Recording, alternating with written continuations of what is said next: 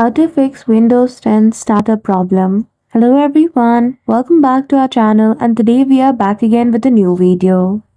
So without any delay, let's get into it. For that, firstly you will see this option on your screen when you are having trouble in startup of Windows 10. So simply click on shutdown and restart it. If you still see this option, go to troubleshoot, go to advanced option and firstly go to startup repair. Then automatically your device will carry out the repair.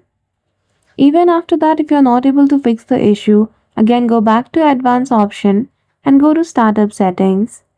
After that, you will see the list of 9 command. Simply click 456.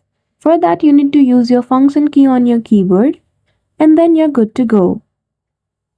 After you do the steps, you will be able to fix the issue with startup on your Windows 10. So I hope you found this video helpful. If you did, don't forget to give it a thumbs up and subscribe to our channel for such tutorial. Thank you for watching till the end.